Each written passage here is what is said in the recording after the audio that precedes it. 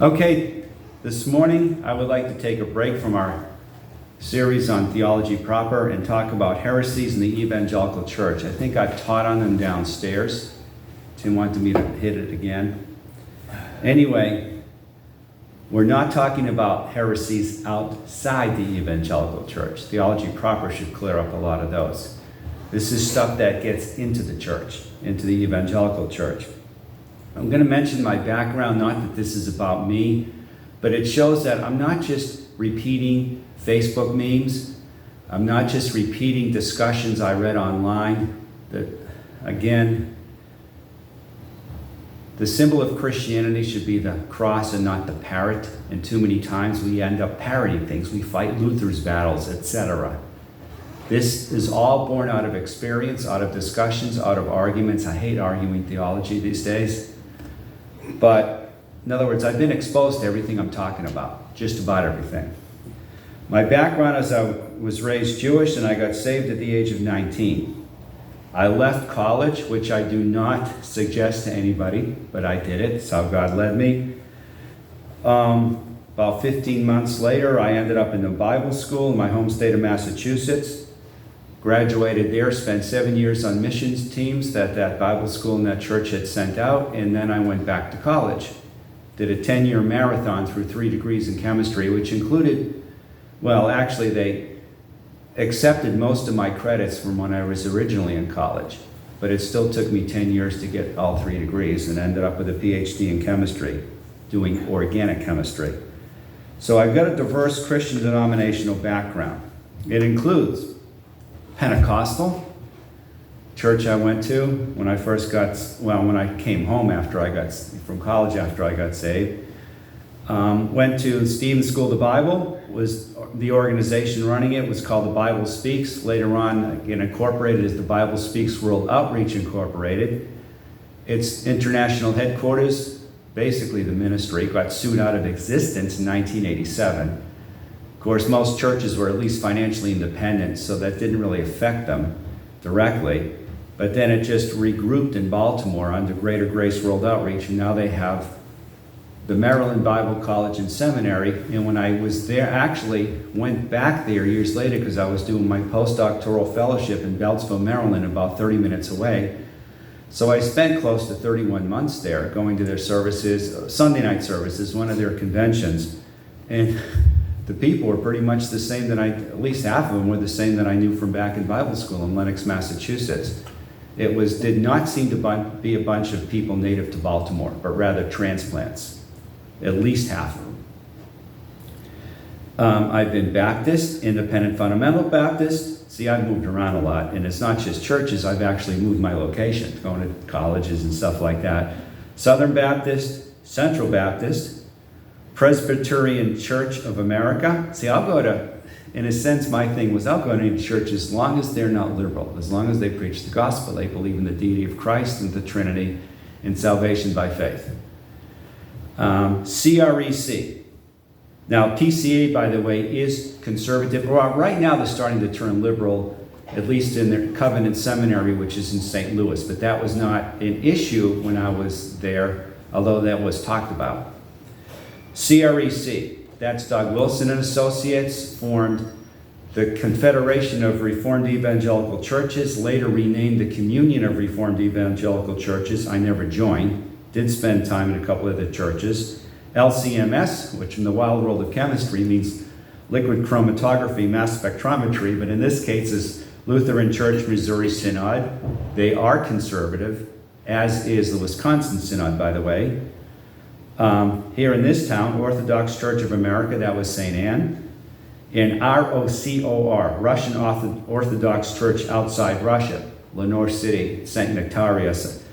Spent really, I think, over a year there doing the catechisms and stuff. Now, they did have to hold back a bit during COVID, but they still had services and they still served communion, which I didn't take because I never joined. Much reading.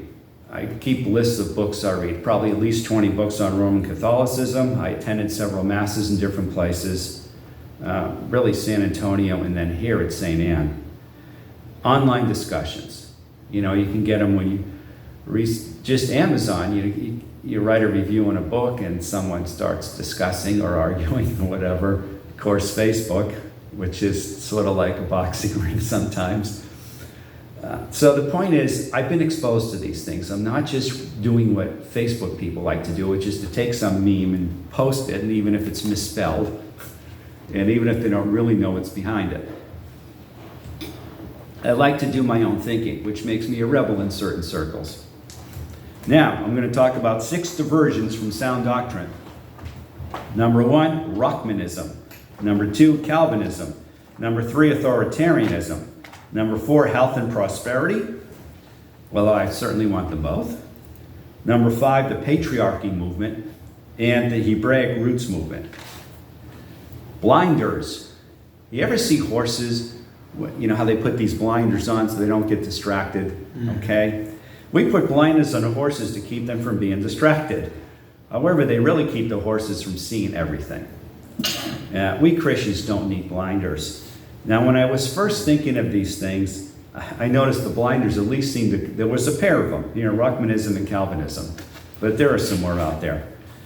Tell you about Ruckmanism. It's named after Peter Ruckman, who has since died, down Pensacola, Florida. This is not Pensacola Christian College, although they did, I believe that they actually believed what he did. It's a resurrection of the old Latin Vulgate only teaching. Okay, the Roman Catholic Church said, okay, from now on you just read the Latin Vulgate, never mind the originals. And what it does is it keeps you from doing your own thinking. These days it's King James onlyism, and it has infiltrated the church. I don't know. The history behind it, I've heard a bit of it. I don't want to say it because I don't know the details. Apparently it didn't quite start with Peter Ruckman, but he popularized it, as does some of the people who believe what he says. By the way, if someone says Dr. So-and-so believes it, let me tell you something about theological doctorates. Many of them, maybe over half of them, I don't know, come out of diploma mills. Okay? Now, in academia and in some churches, and this is going to sound arrogant, I don't care. The D-Min, doctorate of ministry, is looked down on. Like they say, it's for pastors who want to be called doctors. The old days, you had a THD, Doctorate of Theology, and it started falling out of popularity, so a lot of the seminaries went to PhDs. In fact, online, I found, it was Princeton. They had something, I guess, back in the 1970s or so, where you could bring in your THD that you got from them and trade it for a PhD. Now, I believe John MacArthur, they offer out there in California the THD, but it's actually something academic. The D-Min is professional. The difference between professional and academic is academic, you can do your own thinking. Professional doctorate in any area, your NDs, which are the most respected doctors, you're not necessarily allowed to think a lot. When I was considering medical school and trying to get in, my pre-med advisor said, their students they're shocked. They're surprised. They find out that medicine is plumbing. They're teaching you to be a plumber. And they were into science. See, science is you do your own thinking. Now, of course, you can get an MD, PhD, you can be a medical researcher. That takes, instead of 4 years of medical school, maybe 5 or 6. And I was on a site recently, not that I was trying for it, but some medical school, and they'll offer you that, you can get a law degree along with it and be a medical lawyer, other stuff. You just have to, it takes you longer. But a lot of these people, Dr. So-and-so says this, and you check, what is this? When you find out the university, you look, turns out to be some diploma mill. Okay? Real academics is what I went through. State universities. Chemistry, with majored 3 times in it. With, of course, some, biology courses I took. Math I had to take. Physics I had to take. I could go on and on about that. It gave you an academic discipline that I believe is totally missing in seminaries these days, in Bible schools. Now, I do not believe in liberalism. I like to do my own thinking. Jesus isn't God. No, that's unbelief. Okay, good. You've done your own thinking. Whom did you listen to? Liberalism, I hate. Thinking, I like. That's what Paul did. You don't believe me? Look at all the quotes. Paul's academic background, he mentioned sitting at the feet of Gamaliel. But if you actually see whom he quotes the Greek philosophers all over the place. And the problem is that in our Bibles, we don't have those little marginal notes like we do for Old Testament references. So we don't realize how often the New Testament quotes or alludes to, the Apocrypha, the Pseudepigrapha, the Greek philosophers, especially with Paul. There's a lot in there. These guys weren't idiots that wrote the Bible. But anyway, it is an incredibly stupid, illogical teaching. And it gets to ridiculous extremes. That you can take a translation and somehow say it's better than the original. Well, you don't have the originals. Yeah, on and on. They keep hitting these straw men. They keep going off track. It's like, no. I can read the Hebrew somewhat. I'm going to learn in Israel. I grew up, I had to go to Hebrew school when I was a kid, 3 days a week. Tuesdays and Thursdays after school for 2 hours, or Mondays and Wednesdays, and of course you had Sunday school. But then in Israel, in the Ulpan, which is an intensive Hebrew study program, I had it 4 hours a day, 6 days a week. Sundays like any other day in Israel. And I did 2 of those programs. They last about 5.5 months apiece. And you are taught in Hebrew from day one, because you get people from all over the place. It's the only language you have in common. And then, of course, you hear it all the time. I'm not saying I'm fluent in it. I'm trying to become fluent in it. And I'm not saying I can read the Bible all over the place, the Hebrew Bible. And I am studying biblical Greek, not that I could ever have a conversation with someone who speaks modern Greek. And I did live in a Greek neighborhood, so people really do that. I did in Brockton, Massachusetts. Our landlord and his wife were Greek. And you could hear Greek spoken. But I at least realize that I can listen, I can maybe reference something in Hebrew, and at least follow an argument that somebody is presenting in English which relates to the Greek. Nothing gets translated perfectly. You learn any other language, you're going to learn that in a hurry. Never mind something that happened 2,000 years ago. By the way, I saw somebody's email once, blah, blah, blah, at KJV1611.com or whatever it was, or something KJV1, I forget what it was, 1611. Our KJVs aren't 1611. You actually get your hands on one, and it's going to take you 2 hands to lift it. You'll see Gothic font, you will see final S's, but you will also see that the words are spelled differently. English spelling has changed since then. Oh, and you're going to see the Apocrypha. And no, they didn't put the Apocrypha in there just for your edification. They believed it was part of the Old Testament. I went through catechism in Russian Orthodox Church, 13 miles from here. Yes, it is, in their opinion, part of the Old Testament, not in between the Old and the New Testament. It's just put in there for your edification, but actually part of the Old Testament. Remember, the King James translators were Anglicans. Anglicans now, some of them are starting to consider, from what I've read, that the Apocrypha might be deuterocanonical.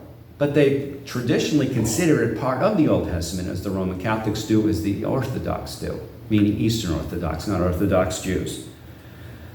So people say, 1611. By the way, I actually had my hands on a copy of the 1611, and it takes you 2 to pick it up unless you're a basketball player. Those things are huge. But the point is, they're different. It's changed in my lifetime. The Anakim. The S used to have a dot over it to show you that it's a redundancy. I am at the end of a Hebrew word makes it plural. So they put an S so Americans or English-speaking people can understand it, but they put the little dot over the S, and that dot has been removed. Okay, so it's changed in my lifetime. They did a reasonably decent job of translating the Bible, but so many words have changed since then. And if you look them up in the original, so much of the contradictions in the Bible are removed as soon as you see what the original language says. Really. They are removed. I was reading Ken Huist's word studies, and he gets into the New Testament, Greek. And it's like a whole bunch of things that I thought they were confusing, they were contradictory. No, they weren't. Not in Greek, they're not, but they are in English. And some of these things, Leviticus 2, the meat offering has absolutely no animal in it. Now, most offerings were animal offerings. No, it was flour, it was frankincense, and it was oil. Well, you read it in Hebrew, and it says food, not meat. But in the old days, like 1611, meat meant food. To us, meat is different than chicken or poultry. It's different than fish. It's steak, it's hamburger. The problem is that the word has changed meaning, and a lot of King James words have done that. But it's just this ridiculous teaching. I mean, wow, it's great. Wow, no, I don't have to learn original languages. You know, languages are the toughest things you can have in Bible school or seminary. You want to know why? Because they're in a foreign language. They are. You can't pull your way through them. You know, philosophy, well, here's what I think, and here's what I think Paul was saying. You try that when it comes to memorizing Hebrew and Greek. It is hard. They are hard languages. I mean, I've had exposure to other languages, you know, French in high school and Dutch due to some personal history, like living in Holland in second grade for a few months and taking some in college, and German in college, and after having spent a summer in Germany a couple of years before college and stuff like that. Those languages are a lot easier because they're a lot more like English. In fact, French, when you try to learn advanced French, it gets to where everything's the same. You know, I was reading this book, Colette Prichon, French for the Sciences, I think it was. Well, it's like, or, you know, she's got different ones, like French for the Humanities. These are all out of print, French for the Sciences or something.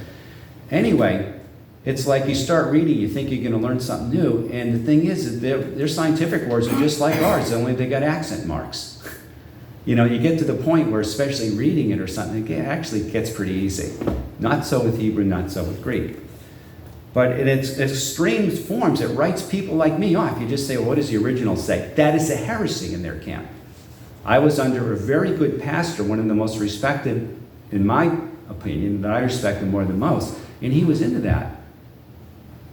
And let me, you know, and I mentioned that, for instance, Moses, when he went to Pharaoh, he didn't say, let my people go. In other words, just let him go.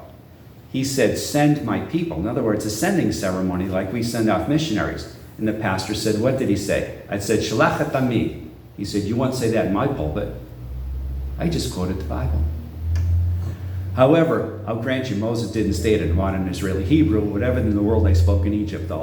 But still. Okay, I'm going to mention some stories. And again, this isn't about me, but this is born out of experience. A particular church my wife and I went to once, first and last time in Alaska. Sunday school. I think they were just, you know, I think it was just a high school rental or something. You know, they had a big cafeteria, and I thought, Mom, they got quite a Christian school, but it was too small a church for that. So I think it was probably just one of those rentals. Anyway, maybe I'm wrong, but we go, and there's Sunday school class for adults, okay? So, this guy is teaching the class, said, now what was it? I'm trying to remember exactly what he said. There was something, okay, they had noticed in one King James version there was a comma where there wasn't in another. So I said, it doesn't matter because the original scriptures in Hebrew didn't have any punctuation.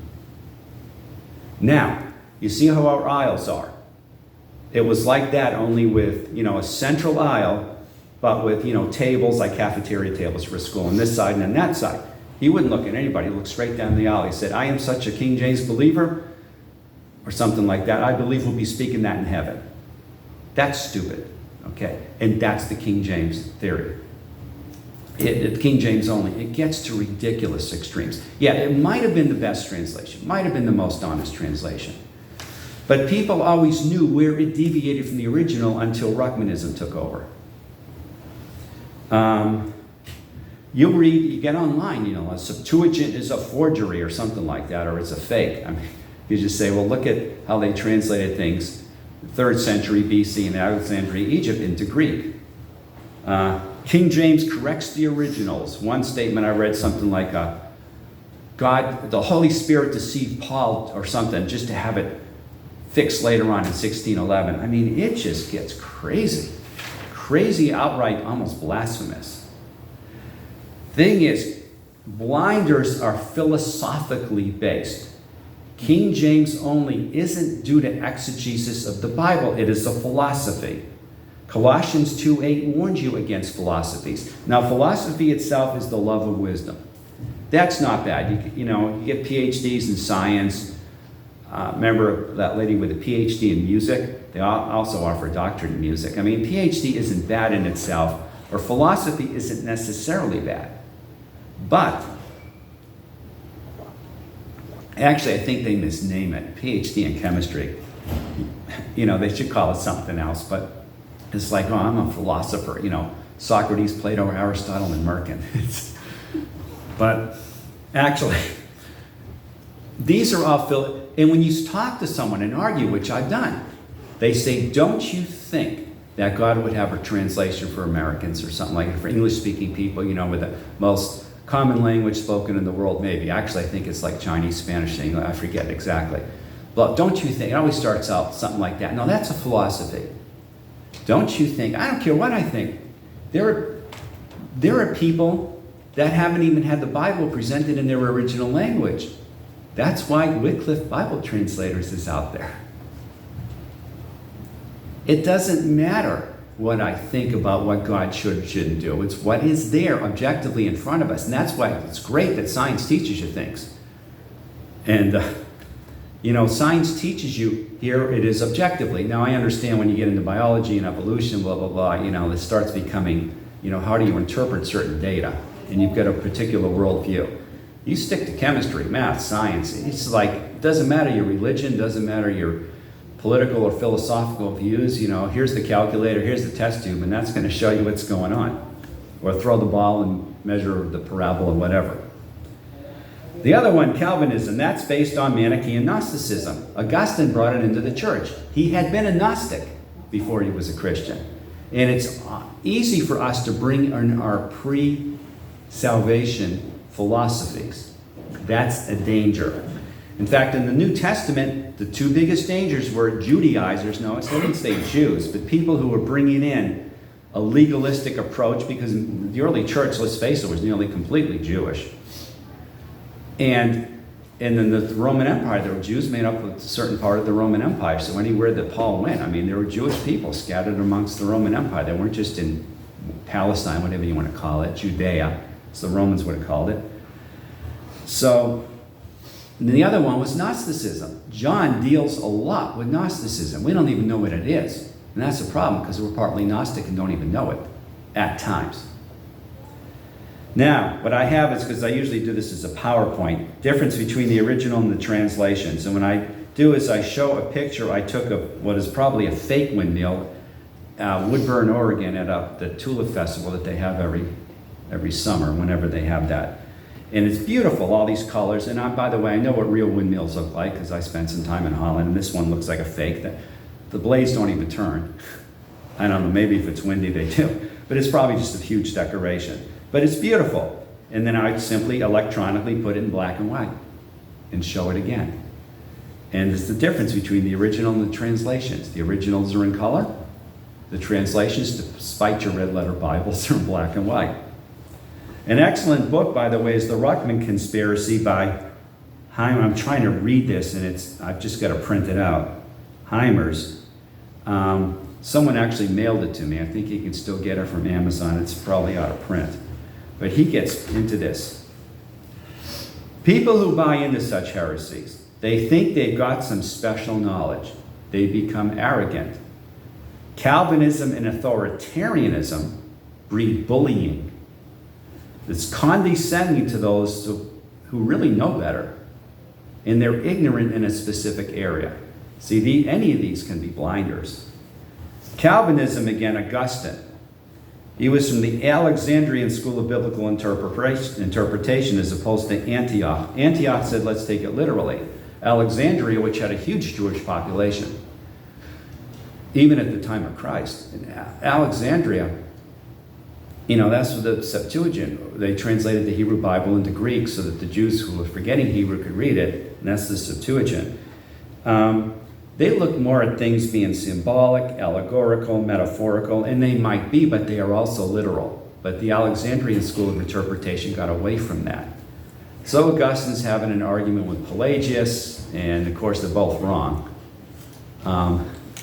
But he he resorted to that type of Gnosticism with which he had been involved. So, Augustine, to me, is the most the important theologian, the most influential theologian outside the Bible, as far as Christianity goes. He's probably the most damaging in some ways. He certainly had the Trinity, the deity of Christ, right, but he was in the Manichaean Gnosticism, replacement theology, a strong centralized church, forced conversions, a just war. So when they say Augustine started the Roman Catholic Church, first of all, that's making the Roman Catholic Church a whipping boy, and I never do that. You preach the Trinity as much as the Catholics do, and then come and complain about it. Okay? Evangelical churches hardly talk about it, which is why I'm doing this series on theology proper. What, have we forgotten it? We don't know how to pronounce it? It's that bad. We've gotten away from it. Not that we don't believe it. To us, it's a side issue. We got more important things to talk about, like tithing and wearing ties and, being there every time the church door is open and having your hair cut short and all this other stuff that people learn in their Bible schools. Now I don't understand the Roman Catholic Church does some things wrong, as does the Orthodox Church. This is why I didn't join either of them. But I don't fight Luther's battles. But he was influential in making in bringing the argument for a strong centralized church. So when the Bible goes this way and the institutional church goes that way, see if you can trace it to Augustine. Not that he was the only one who ever thought it, but at least his writings survive. Calvinism, again, Augustine imported Gnosticism into the church. Well, take a look at Luther. He was a brave soul. He was brave, he was hot-tempered, he was stubborn. What I don't like especially, he became extremely anti-Semitic at the end of his life. The Jews did not convert to Christianity with his arguments, and he became the Hitler of his time. Now, he didn't go around killing them, but he gave the justification for it. And here's stuff I've read. Now, when I say stuff I've read, the point is, I always like to say, where's the primary source? And some people post things that aren't exactly true. But then supposedly he talked to some rabbis, and then because the Jews, we have no evidence that the Jews ever considered the Apocrypha canonical. No, except in the days before canon was an argument. You see stuff pulled into the New Testament from the Pseudepigrapha and the Apocrypha. But as far as them really saying this is canonical, no. Jewish Bibles don't have the Apocrypha. They certainly celebrate Hanukkah,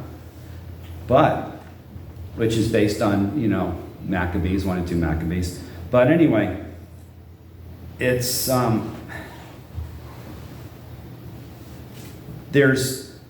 what Luther did was he tried to decrease the size of the Bible. He managed to pull out the Apocrypha, which might have been a good idea.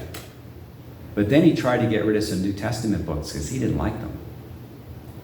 By that time, New Testament canon was so established, they wouldn't let him do it. He just could not get away with it. He wanted James out of there because James contradicted his theology. Luther, I have read hundreds, I would like to say 1,000, I don't know. I now keep count.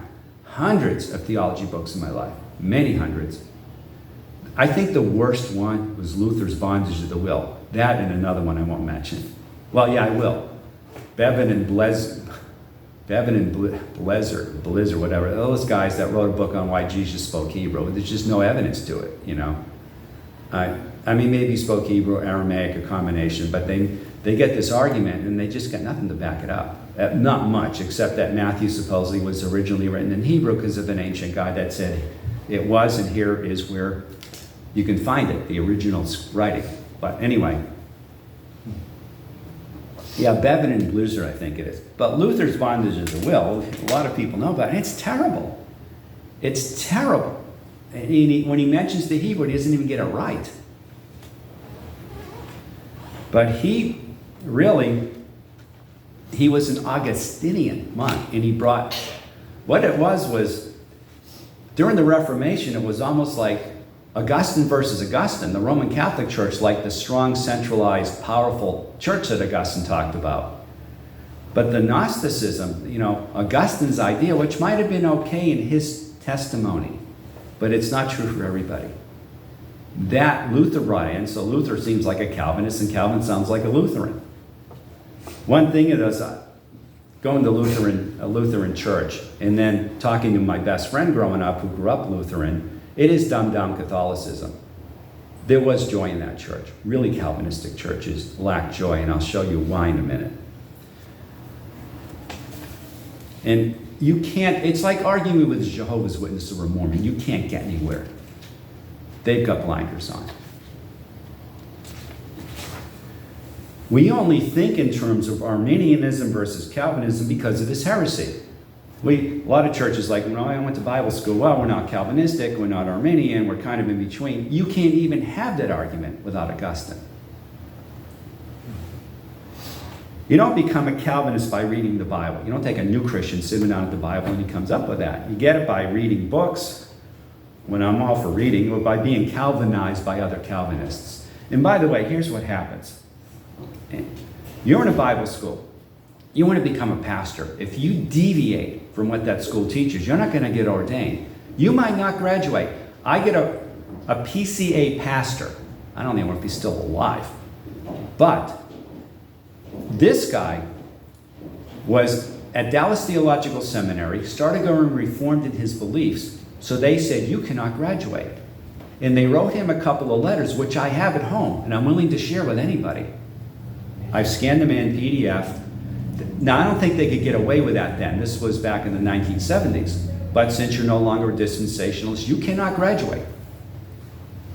In other words, not because you got someone pregnant or because you burned down a building or something like that. And then he went to RTS, Reformed Theological Seminary. But the thing is, it takes you 10 years to become a PCA pastor. Do you think you're going to do anything to jeopardize that? Especially when they might defrock you for getting away from some of their specifics like infant baptism or whatever. See, most of this denominationalism, although I hate liberalism, and to me that's thinking, that's doubting. That's real doubt. But we're not allowed to think in a lot of circles. You would be ostracized, you could be defrocked. Again, peculiarities of Calvinism. It's Gnostic. Gnosticism says spirit is good, matter is evil. Here, we're matter, we're evil.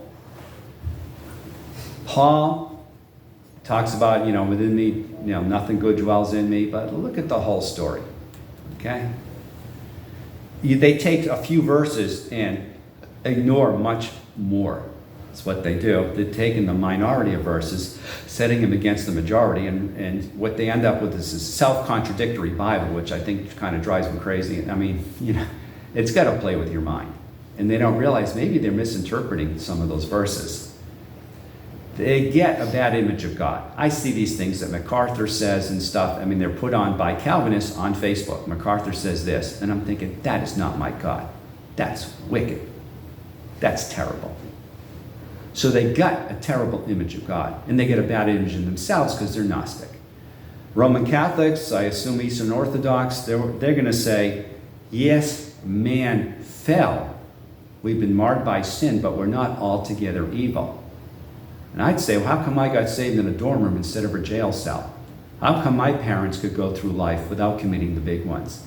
Now, I understand this in nature, which we all have. But there's another side to that argument. We are not absolutely, completely, totally evil. That's a Gnostic belief. We are fallen. But matter isn't evil. I remember a preacher that later on kind of came out as a Calvinist. And this was up in Alaska, which is beautiful. 50 below with ice fog. You might not think so, but, he says, people look at these trees falling down and think it's beautiful. Gnosticism just hates matter.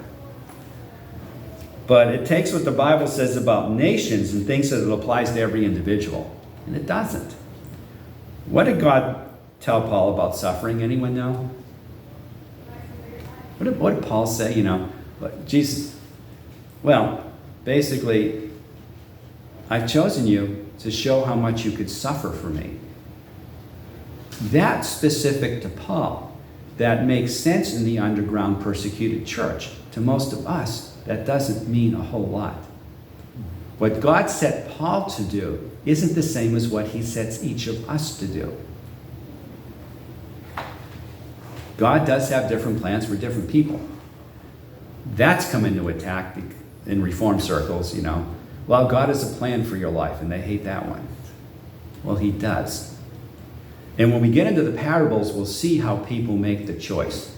So you got all these parables where people are making choices. God's not making them for them. The invitation goes out. If they accept the invitation, they're eternally saved, but they have to accept it, and they don't all. Calvinism gives you a self-contradictory Bible, which has got to play with your mind. Verses taken out of context, often ignoring Old Testament context. One quoted from the New Testament. Terrible logic in their arguments. Now, I'm not going to get through all of this. Whole books have been written on this. What do other Christians say? If you're Pentecostal, one guy said Pentecostal says, you Baptists are really getting your feet wet. Okay, they think if you're not speaking in tongues and stuff like that, you don't have the fullness of the Spirit or whatever. You're not baptized in the Holy Spirit. Roman Catholic and Eastern Orthodox people try to convince you of their position. You're either face-to-face or maybe online with a Catholic. Oh, yeah, I'm Jewish, I got saved, okay. But, there's always a second step. And salvation is never enough for most people. If you're Pentecostal, you got to be baptized in the Holy Spirit and speak with tongues. If you're Catholic, they want you to become Catholic. If they're Orthodox, they want you to become Orthodox. It's like just getting saved and having a walk with Jesus Christ isn't enough. Calvinists hear my testimony and they get angry. The only people who get really, Jews, of course, too. Because, growing up in a Jewish family and stuff. But they get angry. They can't handle my testimony. Because if I'm right, they can't say you're unsaved. If I'm right, then they're wrong. Okay? I made a conscious, logical, analytical decision. Conscious, there's one word I'm forgetting. Conscious, logical, analytical. There's a 3-syllable word in there. I forget what it is. But I made that decision when I was unsaved. Yes, God was opening my heart. Yes, God was pulling at me. God was calling me. But I still made a decision. And I've been out there witnessing enough to people to see when a person, they can go in. They can walk through that door and they refuse. I've seen it. Oh, you can't go by your feelings. You got to go by the Bible. Even when I mention my testimony, they get mad at me. You know what? They're the elder brother in the parable of the prodigal son. The elder brother's a brother. I don't doubt that they're Christians, but they get angry. One Calvinistic Sunday school teacher who eventually had to leave the church we were in, or left for whatever reason, I mentioned it was a conscious, analytical, logical. There was a 3-syllable word. I keep forgetting what it is now.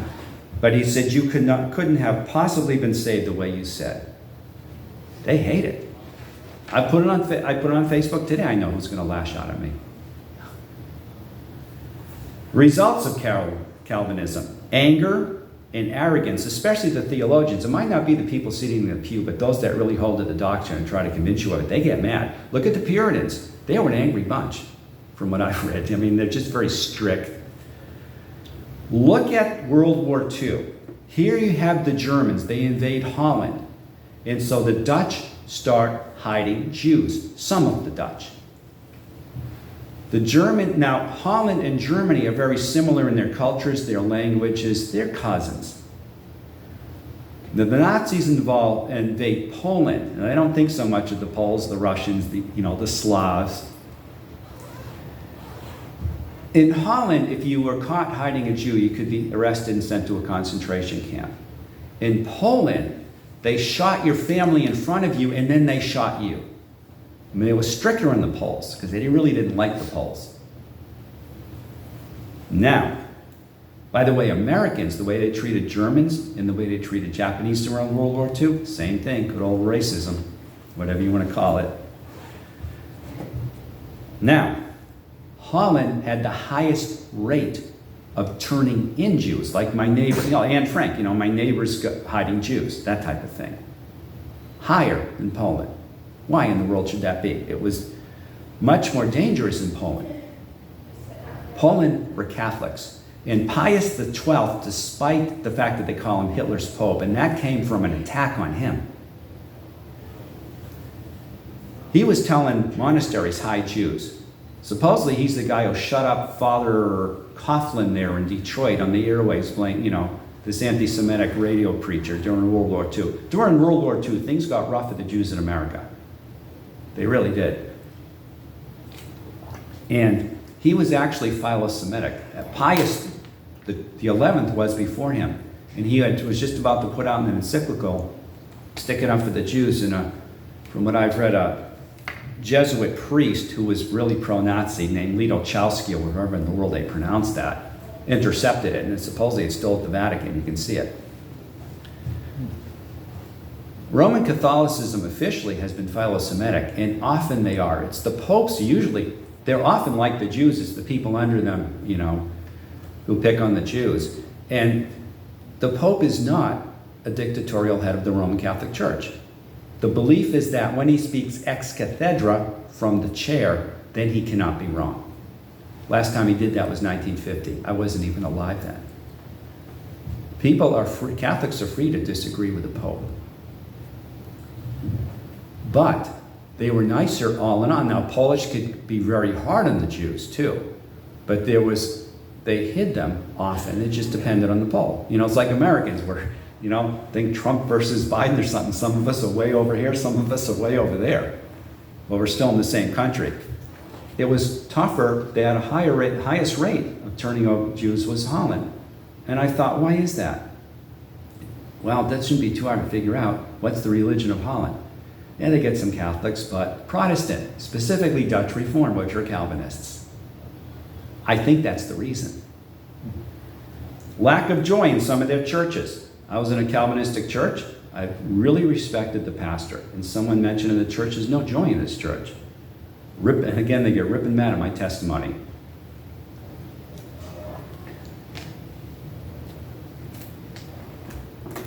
Yeah, conscious, logical. Conscious, 2 syllables. Logical, 3 syllables. Analytical, that's 5 syllables, and there's 1 for 4. Okay, I'll get it right one of these days. Now, results of Calvinism. Persecution of non-Calvinists, killing Catholics and Anabaptists during the Reformation. These days it's verbal persecution. The only people who habitually split churches these days, I mean, they will come in and try to take over your church. Although Tim has told me that now Pentecostals are into that. I've just never seen it. But that is a real problem. You know, Catholics aren't going to come in this church and try to split it and make half you Catholic. Calvinists do that stuff. So you have to warn your churches against them. Parables lost their emphasis during the Reformation. Why? Because the parables are all about people making choices and God's not making them for them. This particular pastor that I respect that deeply, that PCA pastor, he mentioned that, you know, even when he was in seminary, you couldn't have the kind of discussion I was having with him. We were having a really good discussion. In other words, these guys go to seminary and they're just, it's all job training, okay? I understand.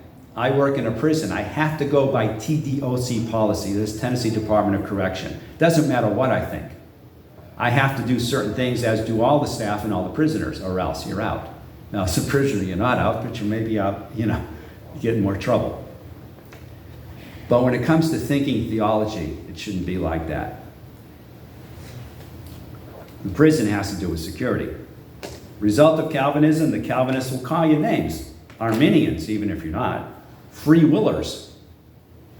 Pelagians, whether you are or not. Semi-Pelagians. Synergists, because they believe in monergism. One I heard was, this percentage theology. In other words, we think, certain percentage is mine, certain percentage is God, and they look down on that. Lawrence M. Vance wrote a book, The Other Side of Calvinism. It's like 600-something pages, but it's kind of large print. It's not a really hard read. That's one on it. I mean, there's a lot written on it. I'm not trying to hit every verse and every argument. Third one is authoritarianism. And I know plenty about that because I spent 10 years in such a group. Now we're talking born-again Christians with a great, church planting vision. And they do a very good job of winning souls and building churches. But was shoved down our throat from our leader was really some crazy teaching about who he was. And, he was an apostle. And you get behind the pulpit, if there's an anointing, you can't be wrong. Now, why the guy down the street might preach something differently, and he, if he can't be wrong, then it might have a contradiction, but we never heard him explain that. You know, we're talking about Christian groups. Now, I realize this happens to full-fledged cults too, you know, Jim Jones, etc. But I'm talking about genuine Christian groups. So truth is no longer a matter of what's in the Bible, what the leader says. It's hierarchical. Good night, we sat in service according to our rank. We lined up at the cafeteria to some extent by rank. It was very hierarchical, and you knew your position. They call it being baked in a loaf, hid in the body. Victims are churches, peoples, pastors, and intelligent conversation. It's very difficult when people buy into that. Authoritarianism, you have charismatic leaders, rhetoricians, and actors. Remember Paul said, he says, I'm not one of those. My bodily presence is weak. I don't come like a rhetorician. They can try to get you to conform to their personality. Here's Paul in 1 Corinthians 2:1. And I, brethren, when I came to you, came not with excellency of speech or of wisdom, declaring unto you the testimony of God. These guys tend to have great command presence. You know, nice. The old days it was 3-piece suits. Now it's 2-piece suits, but whatever. They get up in front of an awful lot of people.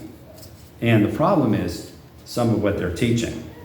Here's 2 Corinthians 10:10. Paul again, for his letters say they are weighty and powerful, but his bodily presence is weak and his speech contemptible. You can also see 1 Corinthians 4.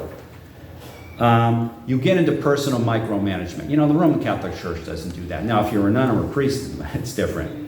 But they're gonna, you know, you should marry her, whatever. Discipleship groups, those scare me. Because what it means is I'm going to spy on you and go back to the leader. Now, I realize some churches do that. But when you are like we were in Bible school, working full-time, going to school full-time, also having jobs cleaning, a dorm room cleaning job, a dorm cleaning job, maybe a corridor or something, and having to serve in the cafeteria. And then you find out you have a discipleship group. In fact, I was assigned to lead a couple of those. You just don't have time. You burn out. You don't get enough sleep. And in our place, you didn't always get enough food. You know, I weighed 160 pounds, and I ate everything that came my way except broccoli sprouts in that pink punch we had the first year that ran me a dish detergent. And they often have to rely on goons to keep you in line. People that could resort to outright violence if necessary. Thinking for yourself is discouraged. Education is discouraged. You know, I could look over at church with that. I could go to church in Bible school. There's 1,000 people in front of me. Some nurses, so they obviously went to nursing school. But where were the doctors? Where were the lawyers? People like that, it was an attrition. It drove you out. Personality cult, undue stress about donations, guilt trips, and an us versus them mentality. Again, Roman Catholicism does not do that. They just have a belief that you get an infallible teaching magisterium. Hasidic Judaism, if you want to look at it, look at Deborah Feldman in Unorthodox. There's that movie, which, by the way, everything that happened in Berlin, I think, was the movie makers made it up, from what I've read. But that's an interesting story. You know, much of it isn't true, but you can actually see her online talking about it. Amish, the shepherding movement. That's when I read a book by people who've been on the shepherding movement. Lawless and lawless, the drift into deception. I said, that's what I was in. Except it wasn't the shepherding movement, it was simply another one. Shepherding movement, I guess, has disappeared. It was, as I remember, 5 powerful pastors, I think from Florida, that just got all these churches under them. Think of how real cults work. If you're tired, hungry, and busy, it's hard to do your own thinking. I kid you not, when I was in Bible school, it wasn't done intentionally. Sometimes it hit that, though, because we were working our way through. We didn't have student loans because we had no accreditation. But, you know, 5 a.m. dorm meetings for the girls. That way you could get the 7 to 3 workers and not just their 3 to 11. A lot of us work in nursing homes and hospitals. Spiritual bondage keeps you from thinking straight. Now, again, I could get into much detail. It would take me hours. Jehovah's Witnesses and Mormons, can they keep their people busy? I read of another cult where you couldn't get enough sleep. You know, someone would wake up in the morning and just pound the wall, just exhausted. What happens when you kept tired and hungry? Ask POWs. That's part of brainwashing. We were created as human beings to have fellowship with God, not as people to fit into somebody else's schedule of events. Now, I'm talking even true churches of born-again Christians can succumb to extreme authority teachings. Now, do I have time to finish this before church, or should I call this part 1? Okay. Be not conformed to this world, but be transformed by the renewing of your mind, that ye may prove it is that good and acceptable and perfect will of God in Romans 12:2. Don't be conformed to the personality of a strong leader. Anger management 101. The angriest people I've had on Facebook are typically Calvinists or those who have been in a bona fide Christian authority group. I'm talking real Christians, not Moonies or something. Health and prosperity. Yeah, the Old Testament concentrates on life on earth. There's plenty about health and prosperity. The New Testament doesn't. Now, if God's promised you health and prosperity, great. There's two sides to that. But you can't feel guilty because you don't have it. It's, give me donations and I'll pray for you and God will bless you financially. It is, the unsaved can see how stupid that is, how fake that is, and people fall for it. Now, patriarchy, based on Old Testament teachings, contradicted by Luke 9:57 to 62. Foxes have holes, but birds of the air have nests, but the Son of Man hath not where to lay his head. Okay, I'm comfortable. Let the dead bury their dead. You want to go home and bury your father? Or maybe that meant staying long enough till he dies and then burying him. Let the dead bury their dead. They are spiritually dead. Let them take care of the issues of the spiritually dead. And put your hand to the plow and don't look back. Okay? They don't understand that. I got in trouble teaching at a Christian school, because I was just a staff devotional, I've mentioned this, when I brought out those teachings and they talked to me after school and realized I was teaching math and science. I wasn't presenting this to the kids so I could stay. How nice of you. Arranged marriages. The Bible, generally you have arranged marriages in the Old Testament, but it's never commanded either way. Some people get it. This patriarchy is making a comeback, and it's based mainly on, they're Christians, but it's a lot of this Old Testament stuff is just going way out of line. Don't leave home until you're married. Okay, now I'm thinking Bill Gothard. In 1961, he formed campus teams. In 1974, it became Institute in Basic Youth Conflicts. And in 1989, the Institute in Basic Youth Principles. I had some of his teachings at a church I went to. I told the pastor, my parents didn't want me going to Bible school. He says, why did you go? He was up in the pulpit once mentioning that someone's father told him not to go to Bible school and how glad he was he didn't go because he learned some other stuff. Folks, when you're 18, you can do what you want. Okay, you respond to God. Don't leave home until married. Well, someone tell that to Jesus or John the Baptist, please. It's very anti-educational. Oh, you can't borrow money, not even for college. I didn't, I'm glad I did.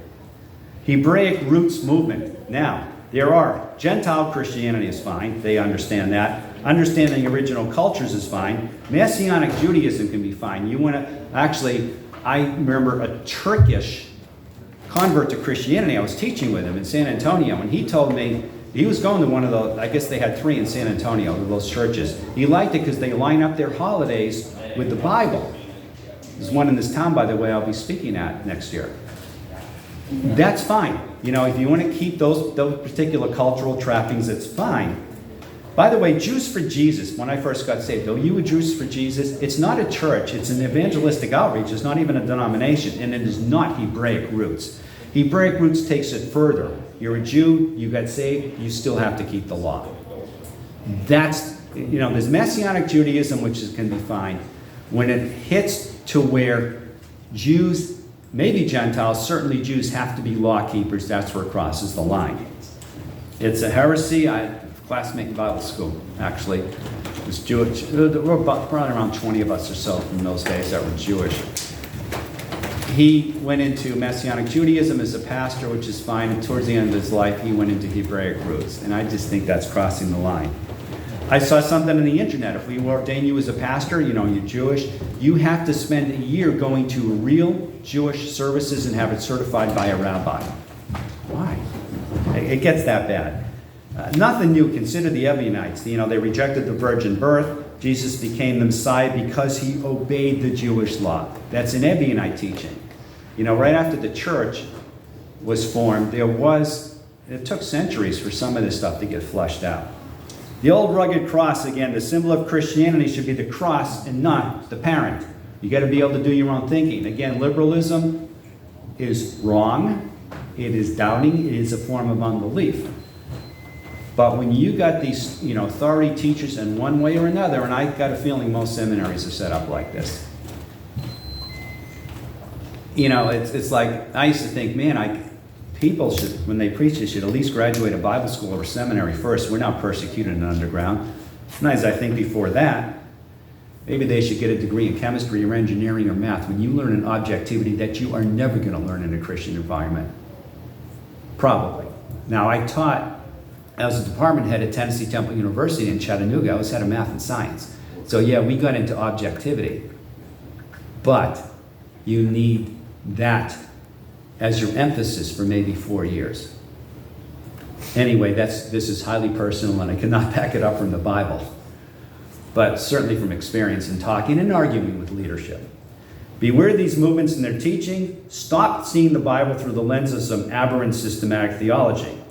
These heresies infiltrate true churches. We're not talking about traditional cults. We're not talking about the Mormons, Jehovah's Witnesses, certainly Jim Jones, and they're all gone, you know. Except maybe a few survivors. There were people who actually did hide and survive that one. You know, Waco, whatever. I'm not talking about the real cults. I'm talking about stuff that gets into Christian circles. Authoritarianism, of course, can be found in some real cults. So that's it. I was able to finish. Any questions? Okay.